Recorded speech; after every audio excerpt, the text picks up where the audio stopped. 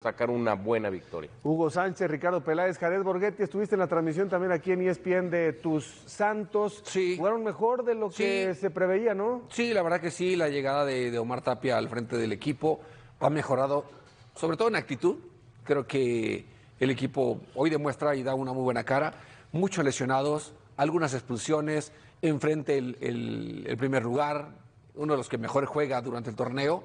No era una situación sencilla para Santos, pero al final creo que da la cara, lo termina perdiendo, pero hay que aplaudirle el esfuerzo del equipo y no fue sencillo para Cruz Azul tampoco. Sí, porque tampoco es que digas, Cruz Azul tuvo que haber metido más goles. No, no. Poco, ni Acevedo fue figura. Yo creo que Cruz Azul se confía un poco. Más allá del buen trabajo de Santos, como que no es el Cruz Azul tan conectado, tan coordinado, tan eficiente, Ricardo. Pero está haciendo movimientos, buenas noches a todos, está intentando cosas, ¿no? A Campos empieza por izquierda, por derecha, perdón, luego lo cambia a la izquierda para meter a Rodarte, está probando, ¿no? Creo que entra por fin Montaño en el medio campo, recuperándose de su lesión, ya tiene una opción más en el ataque. Después saca Ibáñez, que no tuvo un buen primer tiempo, en el segundo tiempo tiene la fortaleza del Toro. Entonces yo creo que Cruz Azul, ganando, es mucho más fácil ir probando cosas que después le van a exigir a otros equipos más importantes, ¿no? Sí, coloca a Nicolás Larcamón prácticamente a su cuadro titular, le da la rotación a Ibáñez, que me parece pierde claramente la batalla ya de aquí en adelante con el Toro Fernández, que cuando entra el Toro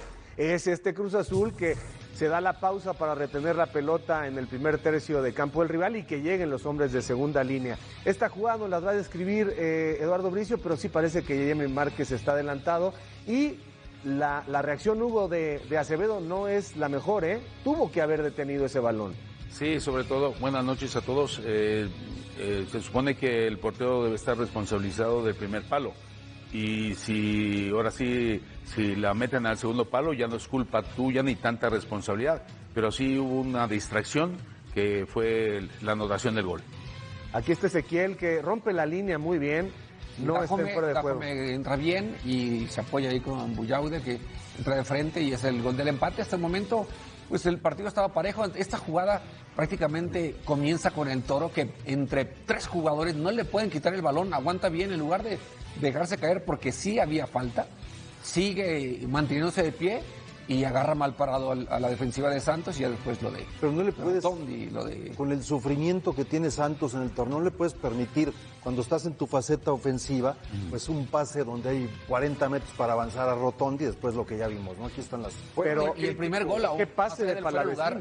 Pues ¿Qué pase? la equivocación Es ahí que de sin ser un Cruz Azul que haya lucido demasiado, es muy crítico. De hecho, en la conferencia de prensa postpartido, Larcamón dice: no podemos presumir de nada si el último lugar del campeonato nos hace un partido como el que nos hizo hoy Santos, pero en ese rendir a la baja de Cruz Azul, lo de Palavecino es destacadísimo, lo de Paradela es destacadísimo, Charly Rodríguez vuelve a tener minutos muy buenos, el ingreso del Toro le cambia la cara a Cruz Azul, Rotondi cada vez levanta más el nivel, o sea, empiezas a encontrar individualidades en Cruz Azul muy muy arriba, ¿no? Que se juntan con rendimientos colectivos, que a lo mejor hoy no es el mejor de todos. Cruz Azul se sigue afianzando en un muy buen momento. Sí, pero el primer tiempo de Cruz Azul es de lo menos... Pero lo creo menos que producto funcional. de lo que dices tú, Javier, de decir, vamos contra el último, mira, nuevo técnico. el torneo anterior le pasó lo mismo contra Santos y contra Querétaro, al Arcamón, y eso termina determinando la posición en la tabla. Correcto. Y Cruz Azul fue eliminado 2 veces por posición en la tabla en semifinales. Tiene 4 victorias seguidas, está muy bien. 7 de 9. Está bien, oye, es pero impecable. aquí lo que tienes que juzgar, porque luego el rival, en este caso, pues la vitrina de Santos es muy importante, y Santos juega el mejor partido de la temporada, en lo que pueden desarrollar. Si a Cruz Azul se le descuadra el cálculo y termina esto con un empate, son de las circunstancias que luego lamentas. No puedes dejar que los chicos crezcan, ¿no? Ahora le viene el San Luis en casa, tendría que ganar esos puntos también, Roberto. Sí, de lo menos convincente hoy lo de Cruz Azul, ¿no? A lo largo del torneo, pero sí fue mejor que el rival, o sea, ganó bien. Entonces, eso va, así se va forjando. Ligeramente, sí, podríamos decir. Creo fue que creciendo, sí, ¿no? Que en general fue un poco mejor, ¿no? Sobre todo en el segundo tiempo. Cuando le anotaron con el gol mérito empate, lagunero. ahí Cruz Azul comenzó... Hay reacción. Que se encuentra con esa gran jugada, el trazo a Rotondi, que después cómo aprovecha esa ventaja con la que recibe el balón y la definición de Paradela extraordinaria, pero sí fue mejor que el rival, ¿no? Es un Cruz Azul en ese sentido con más empaque. O sea, cuando soy un poquito mejor te voy a ganar y a veces parejo te puedo ganar.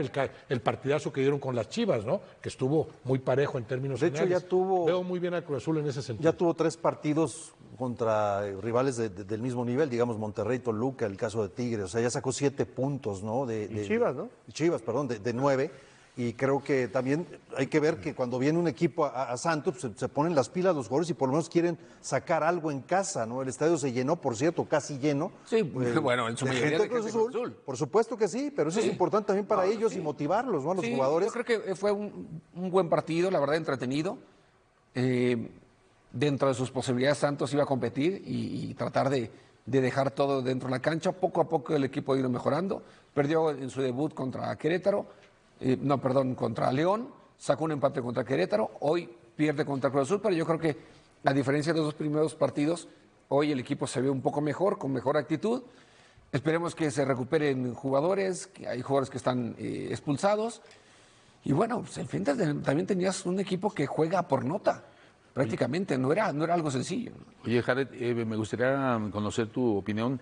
¿Qué está pasando con Santos? Porque últimamente ya vemos en varias temporadas como que ha diluido su potencial que tenía anteriormente y ahora como que le falta eso, le falta esa seguridad, esa contundencia, porque Cruz Azul, como bien están comentando, no estuvo del todo bien. Sí. Pero bueno, Rotondi vi que está agarrando un protagonismo más importante y se le nota ese liderazgo y esa fortaleza. Pero me preocupa lo de Santos. Porque, Sí, para mí creo que han dejado de contratar jugadores que habían hecho diferencia, eran de contratar extranjeros que venían y apuntalaban al cuadro base, incluso a fuerzas básicas. Los últimos que vinieron y que estaban bien era Bruneta y era el uruguayo que está en Tigres, que se fue Gorriarán, Gorriarán, ¿no? Bruneta. Y creo que Preciado. terminan de prescindir de ellos muy pronto y terminan descobijándose y dejándole la responsabilidad a otros extranjeros que no tenían esa calidad y quisieron acompañarlo con algunos jugadores mexicanos y jugadores de la cantera y no les funcionó. Sumado también creo a que las decisiones en las direcciones técnicas no fueron las correctas. No le han atinado desde que se fue Almada, han estado cambiando y el equipo simplemente ha ido para abajo, para abajo y para abajo.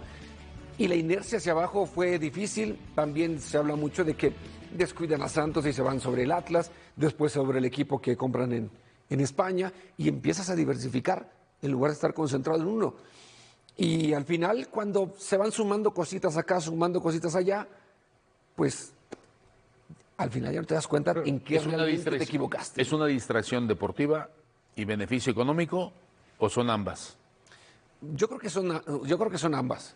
Para mí creo que en el aspecto deportivo es cierto que también los planteles no han sido los mejores, pero tampoco han sido los peores, ¿eh?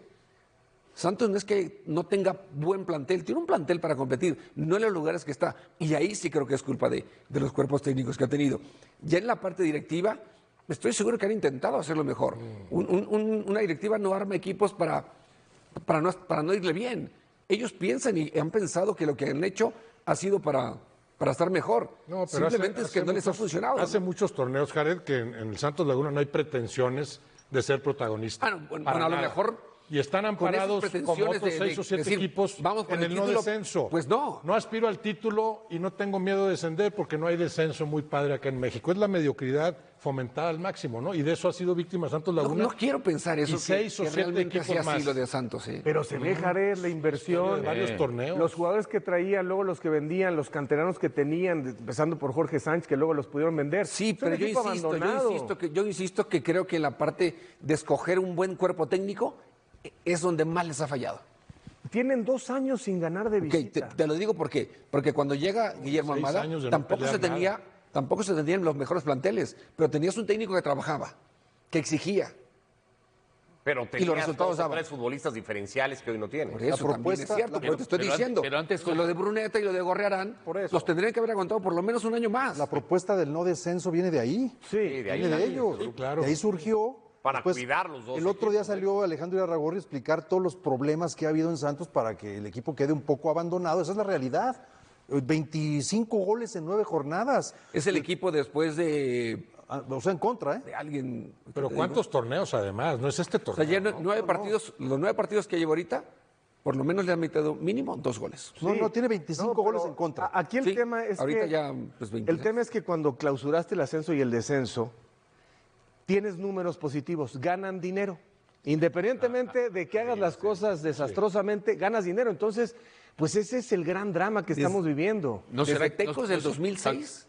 ¿No será que Reynoso, están, no será que están vendiendo caro y comprando barato? Bueno, es que ese ha sido lo de Santos. Bueno, así Le lo han hecho. O sea, el Eso ya no eslogan, tiene que vender. pero se nota. Uno de los eslogans de se nota. Santos es Ya no hay que vender. hacer Ahora más ya- con menos. Pero se Ahora nota ya no hay eso, que ¿eh? vender. Hacer Ahora más con menos. esa parte cuando pudieron hacerla la hicieron bien, porque vendieron a Gorriarán, vendieron Desde a Chucho Benítez. Valdés, No, y vendieron antes, a Doria, Chucho vendieron Chucho a... Benítez, Quintero, Bozo, Oribe, sí. hombre, No, por eso supuesto, sí Gorriarán. ocurrió. El problema es que dejaron de traer futbolistas para luego Y seguir era un equipo vendiendo. productor también. porque Era la acaban de fábrica venderle- de extranjeros de la América. América. Bueno, no, es que, por a ver, supuesto, no nomás de hay una extranjeros. cosa. No siempre pero- te sale esa parte, porque esos jugadores que hablamos ahorita, pues no fueron jugadores que le salieron caros a Santos. pero ahora Vinieron no acá y están. explotaron. El problema es que ahora, pues, no les ha funcionado de esa forma. ¿Cuál crees que y el de que los tenía que el viste goleador hoy, Aaron Preciado, ¿cuál pues, tuvo el crees que problema hoy que le pueden supuestamente tuvo vender doping? al Mazatlán? Ni al Mazatlán le pueden vender ninguno de los que están hoy, digo honestamente, sinceramente, ¿no? Es que de lo que fue Santos aquella final que nos tocó, Necaxa, Santos, era un equipo 30 brutal. años, sí. No, no, no. O sea, De un ti, equipo- de Borgué, del Pony. No, pero no hay que irse tan nos vayamos atrás. tan ¿eh? lejos, no vayamos tan lejos. Desde Oribe este Peralta, Santos desde hace 8 Darwin. torneos estaba peleando títulos, y ganaba de vez en cuando. Hace ganaba 8 alguno. torneos.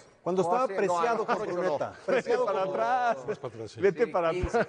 15. Cuando estaba Preciado con Bruneta, estaba peleando el título. Sí. Y es más, Bruneta fue Bueno, el mejor jugador Siboldi del lo torneo. saca campeón. El mejor jugador del Lo torneo. compra Tigres por ser el mejor jugador del A torneo. ver, vamos a recuperar las palabras del Arcamón. Fíjense bien, ya sé que no ha ganado nada el Arcamón, está el título de Vicente. Efectividad de Anselmi. No. 35 partidos, 60%. Efectividad del Arcamón, 35 partidos, 66%. No, es brutal. La efectividad de Vicente Sánchez fue, en total, dirigiendo lo que dirigió, 64.3%. Pero ahí están los Es tres. decir, nuevamente hay un trabajo, no sé cuánto cueste, pero hay un trabajo de una plantilla que se administra, que se refuerza y que está en perspectiva del título. ¿Lo va a ganar? No sabemos.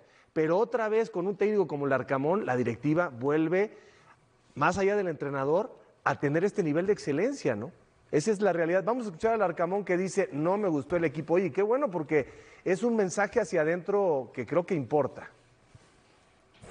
No le restemos mérito por un poco la herencia inmediata que trae Santos en este último tiempo. Creo que hoy, si nos valemos de la foto del partido de hoy, Santos hizo un gran partido. Me quedo con el aprendizaje de lo que fue el partido de hoy. No puedes hablar de título, de liguilla, cuando el último de la tabla te propone este partido, cuando te exige de esta manera. Entonces, si nosotros somos inteligentes y tenemos ese temple de construirlo con inteligencia y con mesura, creo que vamos a estar mucho más cerca de recorrer el camino de la manera que lo tenemos que recorrer y estamos planteados en ese punto.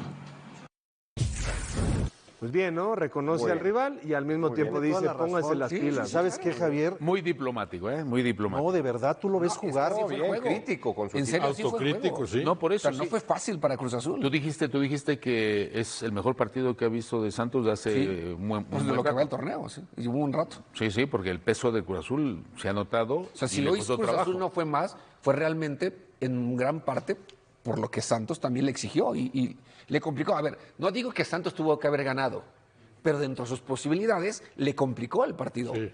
a Cruz Hizo Azul. mucho más partido que el que cualquier. Es lo esperado. Tiene muy hecho la forma de juego. Dos contenciones, dos volantes y un punta y después los carrileros. Se pierde la pelota y todos vienen de regreso, 5-4-1. Tienes todos el cerrando hueco por espacios. derecha, ¿eh? Sí. Hoy se comprueba. Pone a Mauri Morales. Cambia. No termina Pero Javier, por convencerlo. después regresó a Campos a su posición. Está buscándole soluciones y ganando. No, si sí, tú estás y la única ganando, posición en la que no sabe y Por no eso, tiene es la de carrilero por estás derecha. ganando y estás No la corrigiendo y buscando soluciones. Sí, claro. Qué mejor que hacerlo ganando y no perdiendo. No, pero esa totalmente. autocrítica es importante porque, sí, con el mérito del Santos Laguna, nada que ver el Cruz Azul de hoy con el que enfrentó a las Chivas, ¿no? La intensidad con la que juegas de principio a fin, el repartirte trabajo defensivo, ofensivo, todo lo que hicieron aquel partidazo, porque también lo hizo el Guadalajara. Bueno, aquí reconoce el Arcamón o les manda el mensaje de que deben reconocer que jugando así en la liguilla te echan. Sí. Si en lugar de Santos Laguna enfrente está el América, los Tigres, las Chivas, el Toluca, se acabó tu ansia de título, ¿no? Es que sí hay, y como tienen esa tarea sí hay pendiente, soberbia, ¿eh? Yo creo que Cruz Azul empieza el partido con el típico, con peso específico y una equivocación, lo voy a ir ganando. Que le pasa Pues a muchos equipos, es normal, ¿no? O sea, es normal, pero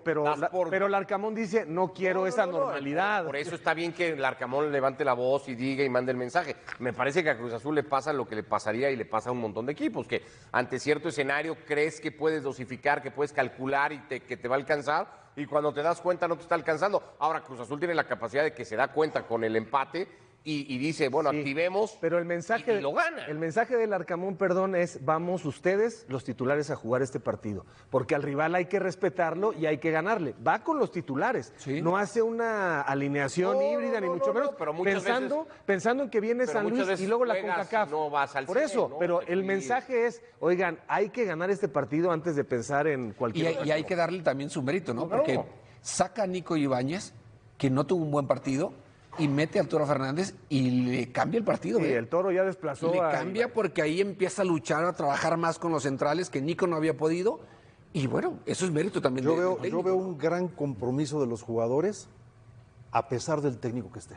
Con Anselmi, con Vicente, ahora con este, siguen los jugadores demostrando en la cancha en cada jugada y se discuten entre ellos, Bueno, y es se que acomodan. son buenos Se jugadores. nota, yo veo en Toluca y en Cruz Azul una diferencia en relación al resto en este momento. Estoy hablando de hoy. Pero el Arcamón lo he notado diplomático e inteligente, porque los técnicos que saben manejar su plantilla esperan el momento oportuno para hacer una autocrítica de ese nivel. Y qué bueno que es una autocrítica ganando, porque si la autocrítica es perdiendo, Es diferente. se toma diferente. Sí. Ahora, hay que recordar algo también importante. Se fueron Rivero y Sepúlveda. Eran ¿Quién? dos, Rivero y Sepúlveda. No me digas. No sé cómo lo dejaron Pero te voy a decir cuál fue el tema. El tema fundamental es que Rivero y Sepúlveda eran parte de los líderes que venían, digamos, administrando esa plantilla, para bien, ¿eh?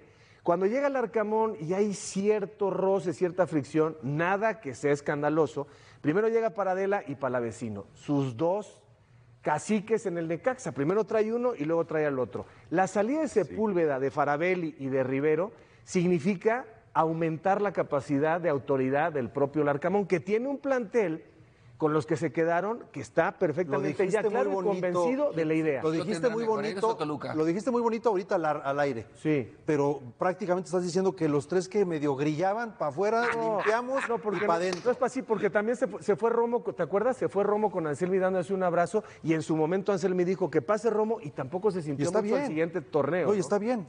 Limpiar un vestidor y renovar, por No, supuesto. pero no creo que sea No. limpiarlo No, como no, tal, pero- sino ratificar. Si al Arcamón cuando llega se le cuestiona un poco, ¿no? A ver qué tan hecho está. Ahora, bueno, pues como primer lugar de la clasificación. Es que tú eras de Anselmi, ¿eh? Ahora ya te está conquistando el Arcamón. No, a mí lo que me ha conquistado es el proyecto. Esté De Anselmi, lo que Vicente nunca fue, Sánchez, fue de el Arcamón. Vicente. No, es que esté ¿Ah, quien no? esté, el equipo está ahí en pos del título, ¿no? ¿Cierto, Javier? ¿De quién? A mí no me gustaba tanto cómo jugaba Cruz Azul con Vicente, la verdad.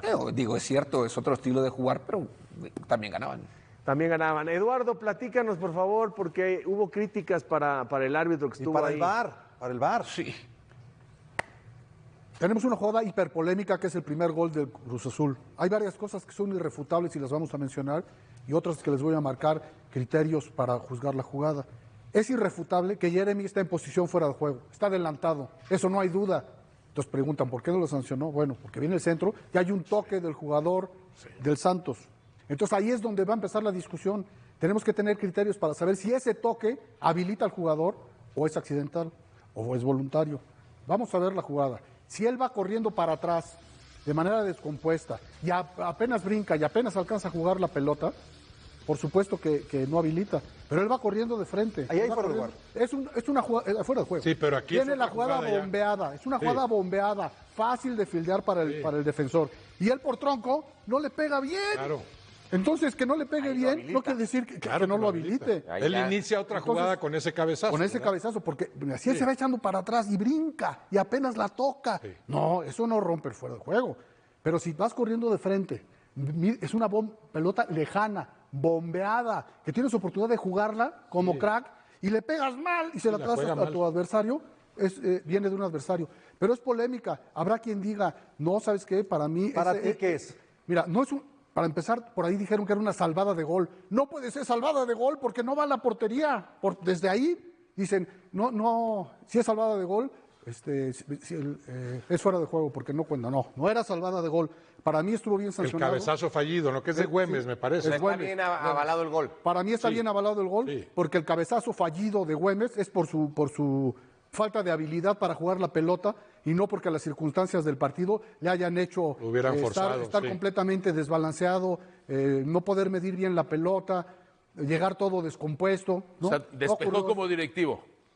¿Perdón? Despejó como directivo. Despejó como comentarista. Pues ahora sí que son perspectivas. Que no jugó. Porque mira, tu saco es beige y en la televisión se ve salmón, mi querido Eduardo, ¿no? ¿A poco no hay ese efecto? Yo te digo una cosa, entonces el jugador, o sea, Güemes, si de pronto se desentiende de la jugada. No, si le cae la pelota directo ayer es fuera de juego. Sí. Si el toque de Güemes es muy forzado, que la pelota viene es muy difícil de jugar y él no tiene las capacidades porque lo agarra desbalanceado de tocarla bien, no rompe el fuera de juego. Entonces para conocedores. Es para conocedores, pero aquí mira, es jugada, es bombeada. Entra él corriendo, lo que dice Javier es que si esa bola no la toca Güemes, es por eso. O sea, si es inteligente, no la toca, acompaña la jugada. Pero ¿qué va a saber él? Él no sabe dónde está colocado. No sabe si está tenía que haber hecho despejar correctamente la espalda. No, pero no le alcanzó el salto, ¿no? No, sí le alcanza. Pero por eso en el giro se pierde un poco, ¿no? Bien importante es que yo pienso que era de VAR. Porque el que tenía que juzgar cómo la jugó es el árbitro, no el VAR. O sea, el VAR le tenía que venir a decir, ¿sabes qué yo pienso? Pero tú ven a verla. Ahí yo pienso que es la gran falla del cuerpo arbitral. Porque estas jugadas no las puede decidir el VAR. La intención de jugar o no el balón es del árbitro. Eduardo, no sé si en esta última Copa de Oro hubo un gol que le anularon a México, también una jugada similar así. Y esa sí se la anularon. Sí, puede ser similar. Pero no hay mucha duda, Eduardo. O sea, está muy claro que trata de jugar la pelota. Yo creo que lo único que le habían dicho es trata de jugar la pelota y hay una segunda jugada. Sí la jugó. Por eso no había que verla en VAR, creo yo. Futbolísticamente hablando, compañeros, la cagó. ¿Están de acuerdo? Básicamente. ¿Cómo puede ser? Y te agradezco mucho porque es muy didáctico lo que nos estás diciendo para todos.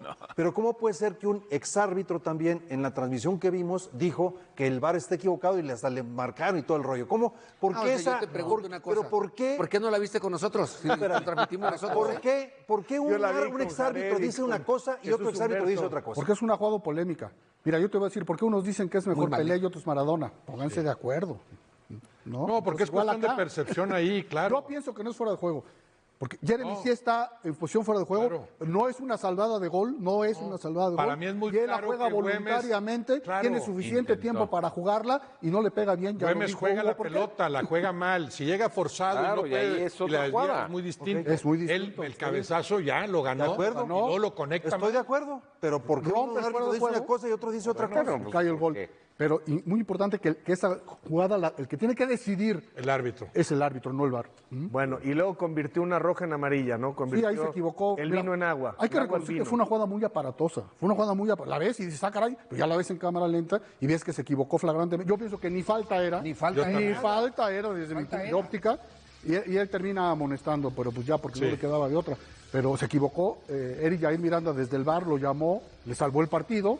Y bueno, no hubo consecuencias. Pero fue un error arbitral que se pudo sanar. Pero si fuiste y la viste, regresas, puedes decir, ni tarjeta. Ni tarjeta, entonces, ¿para qué dice amarilla? Hoy bote a tierra. Para no autoexhibirse tanto. Me equivoqué de la roja te la bajo a la amarilla. No, pues no es tan fácil, no es tan fácil. No pero pues si es las cosas como son, ¿por qué no iba a ser tan fácil? Pues porque no. Si la estamos viendo nosotros en la repetición y ni falta era.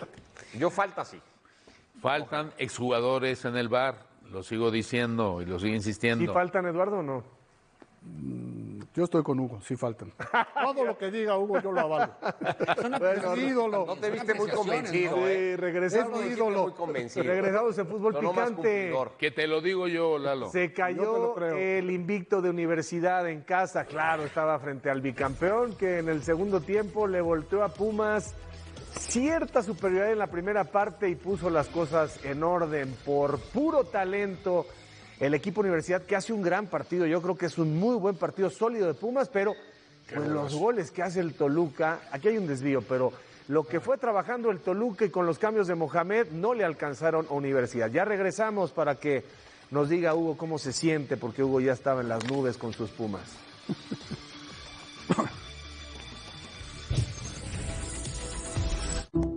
A medir Copa del Rey, semifinal de vuelta, Real Sociedad contra el Athletic, miércoles 2:30 de la tarde, tiempo del este, a las 11:30 de la mañana del Pacífico por ESPN Plus.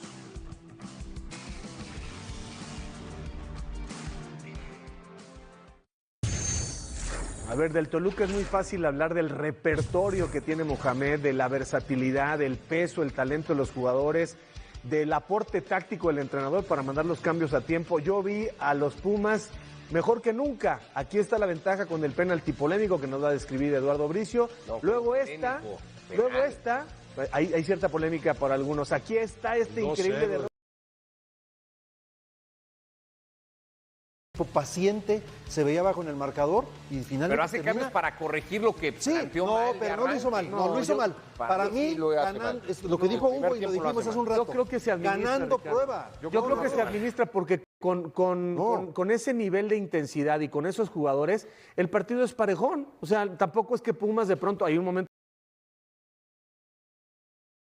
de Pumas y Mohamed va ajustando en la medida que lo va necesitando porque sabe que el rival también pues es de otro nivel, como sea el plantel es de otro nivel de Pumas y la colectividad. Y no, está bien. Cambia el partido pero yo no completamente creo, en un momento en el que yo creo que Pumas está bien, es notablemente mejor. Pero yo no creo porque Mohamed se haya equivocado en el planteamiento de arranque. Lo que pasa es que los Pumas tuvieron su momento y no lo aprovecharon. No había jugado Loan, hoy lo pone en línea de 3 para probarlo, para que se sienta confiado, arropado por sus compañeros. Voy perdiendo, saca un defensa, voy para adelante y gano el partido. Sí. Al contrario. Por eso corrige. Al contrario. Pues tiene la virtud de corregir. Digamos que potencia. Y la materia prima para corregir también. Ahora, lo de Marcel, ¿estaba para jugar Marcel? No, estaba por las amarillas. Las tarjetas. Ah, pues estaba inhabilitado. Sí, pero... Porque lo que va a empezar a hacer Mohamed también es esto, con los dos torneos, claro. y pensando en la liguilla, cuando que va a de arranque. Lo que pasa es que los Pumas tuvieron su momento y no lo aprovecharon. No había jugado Loan, hoy lo pone en línea de 3 para probarlo, para que se sienta confiado, arropado por sus compañeros. Voy perdiendo, saca un defensa, voy para adelante y gano el partido. Sí. Al contrario. Por eso corrige. Al contrario. Pues tiene la virtud de corregir. Digamos que potencia. Y la materia prima para corregir también. Ahora, lo de Marcel, ¿estaba para jugar Marcel? No, estaba por las amarillas. Las tarjetas. Ah, pues estaba inhabilitado. Sí, pero... Porque lo que va a empezar a hacer Mohamed también es esto, con los dos torneos, claro. y pensando en la liguilla, cuando que va a prescindir de 3 o 4, ¿no? Sí. Y también... Y uno de ellos será Marcel. Hablar de... Al final lo termina perdiendo Pumas, pero no creo que haya hecho un mal partido. Creo que ha ido mejorando, y si se dan cuenta, hoy menos habla Efraín. No, es que es un equipo que no está lebrestado, es un equipo en control de sus emociones. Jugando, disciplinado ahora. Y en la cancha se está viendo bien. Pero eso la verdad. Para mí sí es imperdonable que vas ganando el partido, faltan 20 minutos, cambias a línea de 5 para aguantar al rival y te meten 2 goles en 5 minutos. Pumas. Pues, ¿qué está pasando? O sea, nos estamos acomodando mejor para cerrar. Sí. Todo el partido jugamos al tú por tú. Sí, voy ganando. Ahora, me tiro atrás para conservar el resultado y me meten 2 goles en 5 minutos. Pero los mete el bicampeón y del que... Sí. Le pega así de media favorito al está bien. El campeonato, ¿eh? Buen partido de Pumas. Yo a Pumas lo veo buen partido. Bien. Muy buen partido, bien por Efraín, que yo creo que hoy se está concentrando en el equipo, trabajando bien y dejando de lado esas polémicas que siempre se estaba metiendo, ¿no? En pelearse con el cuerpo técnico del otro equipo, en hablar fuera de la cancha sobre otras situaciones. Hoy yo creo que el equipo es un equipo serio, es un equipo que va incrementando y a partir de qué, el esfuerzo solidario, buena repartición de los espacios, orden táctico y ya empiezan a jugar los factores de los jugadores que adelante tienen que marcar diferencia, ¿no? Juninho, el propio Angulo, Carrasquilla siempre en su nivel. ¿Cómo ves a los Pumas? Pues Efraín está haciendo un muy buen trabajo, o sea, estaba invicto y lamentablemente el Toluca pues vino a ganarnos, digo a ganarnos porque Toluca es un equipo que nos ha causado estadísticamente de muchos años, desde que era jugador y técnico, que ya pasaron algunos años, pues podría llamarle yo la maldición del chorizo, porque Pumas hizo un trabajo extraordinario, el segundo gol, la falla, falla doble. No sé si la producción nos pudiese poner ahí esa jugada que se fue el delantero de Pumas y que la mala recepción no le permitió él tirar y desconfió en su control para luego dársela a su compañero que estaba solo, y su compañero estaba festejando el gol antes de golpear la pelota y le pegó mal y le echó para arriba. Ese 2-0, compañeros, ¿saben qué significaría? Un resultado muy favorable que tenía a mano el triunfo, pero después de ese fallo viene el gol de Toluca. Entonces, ¿qué pasa con ello? Que hay momentos, como jugador y como técnico en este caso, se los digo, si no aprovechas esas circunstancias en momentos claves, se te escapa un partido. Contra un rival como el Toluca. Y se escapó el partido. Sí, contra un rival de esa capacidad, ¿no? Porque si es otro equipo, a lo mejor... ¿Cómo se dice en el argot futbolístico? Cuando fallas, luego... Sí, gol en contra, que no haces, gol fallado, gol en contra. Goles que no haces los verás hacer. Gol fallado, gol en contra. Igualmente. Eso, algo así. Que fallas uno claro, inmediatamente la siguiente jugada... Pero fíjate cómo jugó hoy. Puso a Vite con Carrasquilla, o sea, de dos contenciones ahí, por fuera pone a Medina y a Jordan, y después dos puntas, a Morales con Juninho. Cambió. Hoy jugó diferente Pumas, y le estaba funcionando. El equipo jugó bien hasta que modifica para la línea 5 y se le viene en la noche. Igualmente, claro, ya, con el Toluca enfrente. Ya en el segundo tiempo, con el partido abierto y con Toluca, ya con el niño en el campo y tal, hay una muy buena de Keylor. Y las siguientes son dos intervenciones fenomenales de Hugo a una de Antuna, recién ingresado en el partido, que recorta muy bien, y un disparo de media distancia de Angulo cruzado abajo, que también Hugo... O sea, el partido tuvo para los dos sus oportunidades. Pumas no le pierde la cara al partido en ningún momento. También hay y van a estar en la liguilla, yo creo, los Pumas, ¿no? El Toluca indudablemente. Y volvemos al factor ese de qué jugadores vas a prescindir. Pumas puede ser de los equipos fortalecidos en ese rubro, como pueden ser... Estamos exactamente a 100 días de que arranque la Copa del Mundo 2026 y aunque suene repetitivo decirlo, no es un mundial cualquiera, no es un torneo más. No es simplemente otra edición del evento más grande del planeta, es el mundial que vuelve a casa, el que se va a jugar en México, Estados Unidos y Canadá. El primero con 48 selecciones, el primero con 104 partidos. El primero que promete romper todos los récords de audiencia con más de 6.000 millones de personas pendientes. Y en medio de todo eso, hay una pregunta que no podemos evitar. ¿Está México realmente listo para competir a la altura de la expectativa que se ha generado? Porque una cosa es organizar y otra muy distinta es competir. Y en estos días hemos visto el trofeo de la Copa del Mundo pasearse por la Ciudad de México. Vimos a la presidenta Claudia Sheinbaum recibirlo protocolariamente. Escuchamos al presidente de la FIFA, Gianni Infantino, hablar del mundial más grande de la historia, de los millones en estadios, de los miles de millones frente al televisor, de los debutantes, de los campeones históricos, del mundo unido alrededor del fútbol. Todo suena espectacular, todo suena gigantesco, pero cuando bajamos al terreno de la selección mexicana, el discurso cambia, porque a 100 días del inicio del torneo, Javier Aguirre todavía tiene dudas. Y no dudas menores, dudas estructurales. Lesiones importantes, posiciones sin dueño claro. Futbolistas que atraviesan momentos irregulares. Jóvenes que podrían representar el futuro pero que hoy no están consolidados. Y veteranos que siguen ahí porque no hay un relevo contundente. La primera discusión aparece en la portería. Guillermo Ochoa sigue en la conversación. Sí, el mismo Ochoa que ha estado en múltiples procesos mundialistas, el mismo que ha sido héroe en Brasil y en Rusia, el mismo que genera debate cada vez que su nombre aparece en una convocatoria. ¿Debería ser titular en 2026? Hay quienes dicen que sí por experiencia, hay quienes creen que su ciclo ya terminó. Pero lo más interesante no es la opinión pública, es la percepción interna. Todo indica que Ochoa abriría el Mundial contra Sudáfrica si hoy fuera el partido y no Guerrero. Y eso habla más de la falta de renovación que de la nostalgia. Luis Malagón aparece como alternativa, pero todavía no hay consenso absoluto. Y en torneos cortos, donde un error puede eliminarte, la confianza en el arquero es fundamental. No es un detalle menor en defensa, el panorama es igualmente incierto. César Montes parece fijo, Johan Vázquez también, pero más allá de ellos, la competencia se vuelve abierta. Israel Reyes, Jesús Gallardo, Mateo Chávez, nombres que entran y salen de la conversación. La pregunta no es solo quién juega mejor hoy, sino quién se adapta mejor al contexto mundialista. Y aquí entramos en un punto clave, el Mundial no es la Liga MX. No es un torneo donde puedes corregir en la siguiente jornada. No es una competencia donde un empate te deja margen amplio de recuperación. Es un escenario donde cada partido es presión máxima, donde la intensidad física es brutal, donde los detalles tácticos marcan diferencia.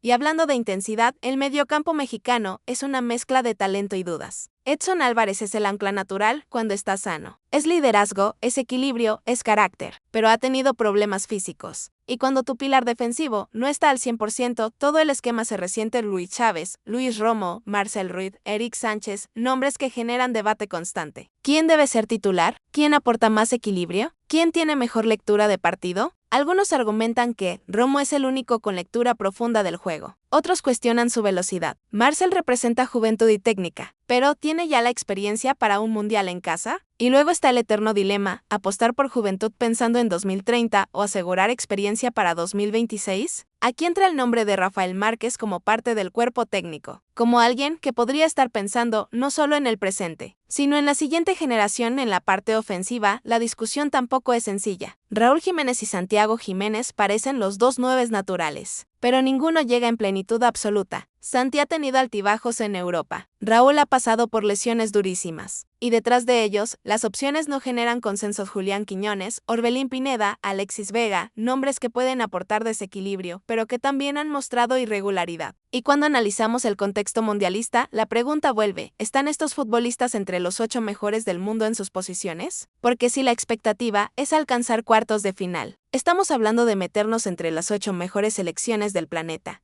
Y aquí aparece una frase que ha generado ruido, si la expectativa oficial es emular lo de 1970 y 1986. Es decir, llegar a cuartos de final, entonces hay que ser coherentes. ¿Está México hoy entre las 8 mejores selecciones del mundo? Si la respuesta honesta es no, entonces esa expectativa puede convertirse en presión excesiva. Porque la ilusión es válida, pero la realidad competitiva no se ignora. Las potencias siguen siendo potencias. Francia, Brasil, Alemania, Argentina, España, Inglaterra. Y ahora con 48 equipos, el camino puede parecer más largo pero no necesariamente más fácil. Mientras tanto, en la Liga MX, el debate no se detiene. Chivas pasó de líder invicto a recibir un golpe de realidad. Cruz Azul y Toluca parecen en mejor momento. Tigres exhibió al América. Y eso también influye en la percepción de la selección, porque gran parte de la base sigue siendo local. Chivas, por ejemplo, presume ser cantera de selección. 7, 8, hasta 10 nombres podrían estar en la órbita. Pero una cosa es aportar volumen y otra aportar calidad diferencial. No se trata de cuántos convocados tengas, sino de cuánto pesan en la cancha. Y en medio de todo esto, México se prepara como sede. Guadalajara ajusta detalles en el Estadio Akron, que para FIFA será el Estadio Guadalajara. Monterrey enfrenta cuestionamientos sobre estacionamiento en el BBVA. El Azteca vive su proceso de remodelación para convertirse en el primer estadio en albergar 3 partidos inaugurales en la historia. La logística es enorme. La seguridad es prioridad. La infraestructura se ajusta, pero más allá del cemento y la pintura.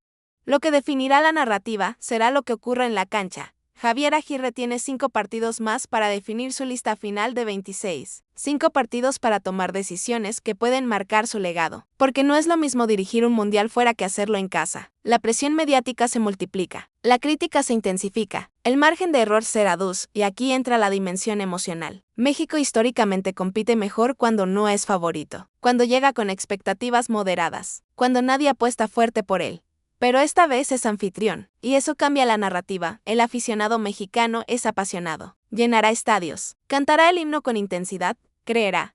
Y esa energía puede convertirse en motor o en presión asfixiante. La pregunta que flota es clara, ¿qué versión veremos? ¿La selección que compite con carácter ante gigantes en fase de grupos? ¿O la que se queda corta en el famoso cuarto partido? La historia pesa. Desde 1994 hasta 2018, México se quedó en octavos de final. Una barrera psicológica. Un techo que no se ha roto en décadas. 1986 sigue siendo el último gran recuerdo. Cuartos de final en casa. Eliminación por penales ante Alemania, y esa comparación inevitable aparece ahora. Si no es en casa, ¿cuándo? Pero también hay que reconocer que el contexto competitivo global es distinto. El fútbol es más físico, más rápido, más táctico. El Mundial 2026 no será solo un evento deportivo. Será una vitrina internacional. Será una oportunidad económica. Será un escaparate cultural. Pero para la selección será un examen de identidad. ¿Tiene México una identidad clara hoy? ¿Sabe a qué juega? ¿Tiene un once base consolidado? ¿Tiene líderes definidos? Edson parece uno. Ochoa puede serlo por experiencia. Pero más allá de eso, el liderazgo colectivo no se percibe tan sólido como en otras generaciones. El tiempo corre. 100 días parecen muchos, pero en términos de preparación mundialista, son pocos. Las lesiones deben resolverse, los sistemas deben afinarse, las jerarquías deben definirse. Y al final, cuando el árbitro marque el inicio del primer partido, toda la teoría quedará atrás. Solo importará la ejecución. México tiene ante sí una oportunidad histórica, no solo para organizar un gran torneo, sino para redefinir su narrativa futbolística, para demostrar que puede competir entre los mejores, para romper el techo psicológico.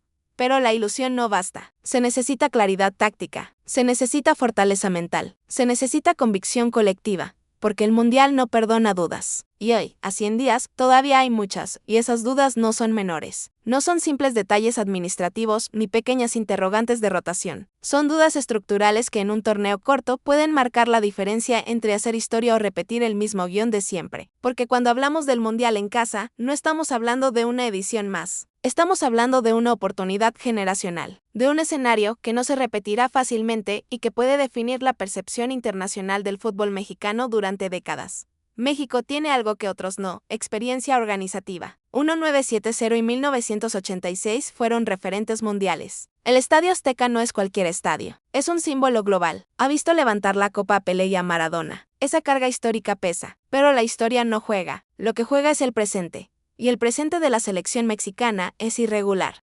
Hay talento, sí.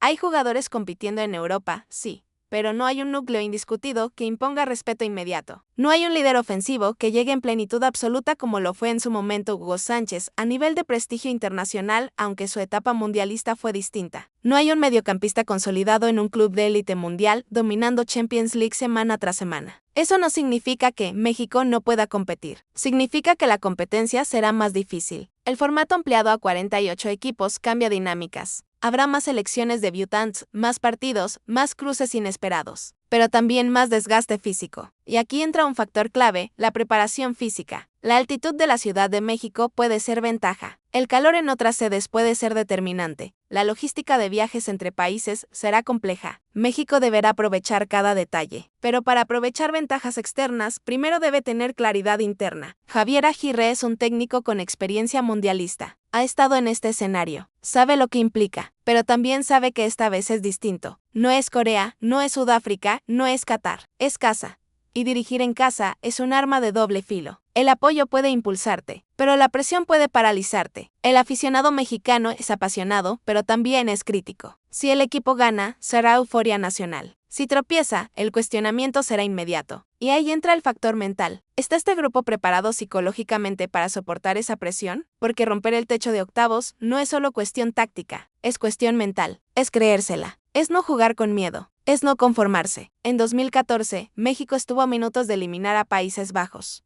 Una jugada, un penal, un detalle cambió todo. En 2006 y 2010, Argentina fue el obstáculo, siempre cerca, pero no suficiente. El famoso cuarto partido se convirtió en símbolo de frustración colectiva, y ahora la narrativa cambia. Ya no es solo pasar a octavos, es aspirar a cuartos. Algunos incluso hablan de semifinales, pero cuidado con inflar expectativas sin sustento competitivo, porque si la expectativa pública es llegar a cuartos y el equipo cae en octavos, la percepción será de fracaso, aunque históricamente haya sido el mismo resultado de siempre. El discurso debe ser ambicioso, pero realista. México no parte como favorito al título, eso es evidente, pero tampoco es un equipo menor. Está en esa franja intermedia donde puede competir con cualquiera en un buen día, pero también puede sufrir si no está concentrado. Por eso la lista de 26 será tan determinante. No es lo que nosotros queremos, es lo que Aguirre considera más confiable. Habrá nombres polémicos, siempre los hay. Ochoa generará debate, Romo dividirá opiniones. Orbelín será cuestionado por unos y defendido por otros. Pero el entrenador elegirá en función de confianza. Y en un mundial, la confianza del técnico en el jugador pesa tanto como el rendimiento estadístico. Hay jóvenes que podrían ser apuesta. Gilberto Mora, por ejemplo. Pero las lesiones complican. La pubalgia no es menor. Y forzar procesos puede ser riesgoso. También está el dilema de pensar en 2030. Rafael Márquez forma parte del cuerpo técnico y su mirada seguramente no está limitada solo a este torneo. Pero el 2026 exige foco total. No puede sacrificar presente por futuro en un mundial en casa. La preparación en sedes como Guadalajara, Monterrey y Ciudad de México avanza. Seguridad reforzada. Infraestructura lista. Entrenamientos programados. Corea del Sur ya definió base en Verde Valle. Colombia también tiene planes. Todo se mueve alrededor del mundial. Pero lo único que realmente cambiará la historia será el rendimiento en la cancha. La pregunta final es sencilla pero profunda: ¿qué versión de México veremos? ¿La selección que compite con valentía y rompe barreras? ¿O la que confirma que su techo competitivo está definido? El tiempo corre. 100 días parecen mucho, pero son nada. Cada partido amistoso será evaluado. Cada lesión será monitoreada. Cada declaración será analizada. Y cuando el balón empiece a rodar, no habrá espacio para excusas. Porque el Mundial en casa no es una oportunidad cualquiera. Es una cita con la historia. Y México tendrá que decidir si quiere repetirla o reescribirla. Reescribirla implica algo más que discursos optimistas y comerciales espectaculares. Implica asumir que, durante años, el fútbol mexicano ha vivido en una zona cómoda, en ese punto intermedio, donde no es débil, pero tampoco es élite, donde compite pero no trasciende, donde ilusiona pero no concreta, y el Mundial 2026 no va a perdonar esa ambigüedad. Hay algo que debemos decir con claridad: México no ha evolucionado estructuralmente al ritmo de las potencias. Mientras en Europa y Sudamérica, las federaciones invierten en ciencia deportiva, en formación integral, en exportación temprana de talento, en metodologías unificadas, desde fuerzas básicas hasta selección mayor. En México todavía se discute si conviene más priorizar el negocio local o el desarrollo competitivo internacional. La Liga MX es económicamente fuerte. Sí tiene estadios modernos, sí. ¿Tiene estabilidad financiera? Sí, pero ¿eso se traduce automáticamente en una selección más poderosa? No necesariamente. De hecho, a veces ocurre lo contrario. La comodidad económica aduce la urgencia de emigrar, de competir en ligas más exigentes, de salir de la zona de confort. Y cuando llega el Mundial, la diferencia de ritmo se nota. México suele competir bien en intensidad inicial. Presiona, corre, empuja. Pero cuando el rival sube el nivel físico y táctico, cuando el partido exige precisión quirúrgica, aparecen los errores. Por eso la preparación mental será clave. Javier Aguirre no solo debe elegir 26 nombres, debe construir un grupo convencido. Y la convicción no nace del marketing ni de la nostalgia, nace del trabajo diario y de la claridad de roles. ¿Quién será el líder emocional del grupo?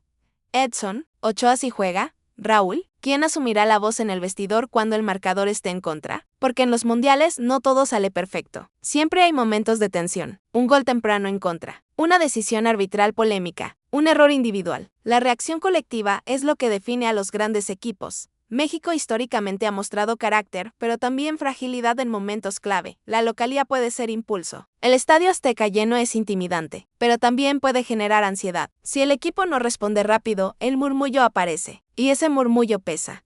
Por eso es fundamental cómo se arranque el torneo. El primer partido será determinante. Una victoria sólida puede cambiar la narrativa por completo. Un empate gris puede sembrar dudas. Una derrota sería un terremoto mediático. Y el entorno mediático en México no es menor. Programas, análisis, redes sociales, debates interminables. Cada alineación será cuestionada. Cada cambio será discutido. Aguirre tendrá que blindar al grupo. También está el factor físico. Un torneo de 39 días, 104 partidos en total, viajes constantes entre sedes. La logística será compleja. México debe planificar cada detalle: recuperación, descanso, alimentación.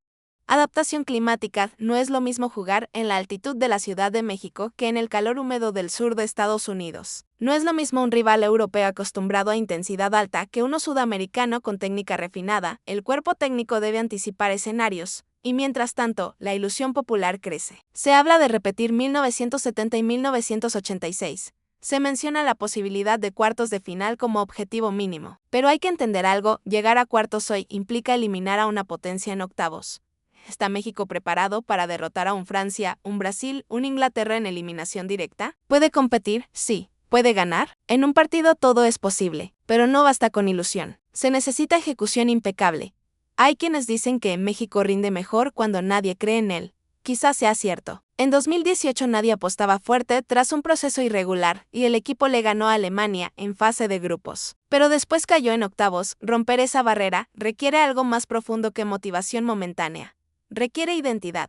¿A qué juega México hoy? ¿Es un equipo de posesión? ¿Es de transición rápida? ¿Es de presión alta? La identidad no puede cambiar cada partido. Aguirre debe definir su modelo base y sostenerlo. También debe decidir si prioriza experiencia o juventud en momentos clave. ¿Confía en veteranos para controlar la presión o en jóvenes sin cicatrices que jueguen sin miedo? La combinación ideal sería equilibrio, pero el equilibrio no se improvisa. En la parte ofensiva, la eficacia será vital. México suele generar oportunidades, pero en mundiales anteriores ha fallado en contundencia. Y en torneos cortos, perdonarse paga caro. Santiago Jiménez y Raúl Jiménez deberán llegar en su mejor versión. No hay margen para delanteros a media máquina.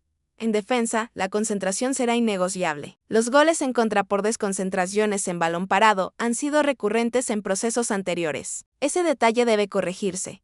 Y luego está la narrativa internacional. Este mundial será observado con lupa por el mundo. México no solo representa a sí mismo, representa la organización compartida. Un mal desempeño deportivo contrastaría con la magnitud organizativa, pero también puede ser oportunidad para sorprender. Porque si México logra romper el techo, si alcanza semifinales, si elimina una potencia en casa, la narrativa cambiaría por completo. Sería un punto de inflexión histórico, sin embargo, el análisis frío obliga a ser prudente.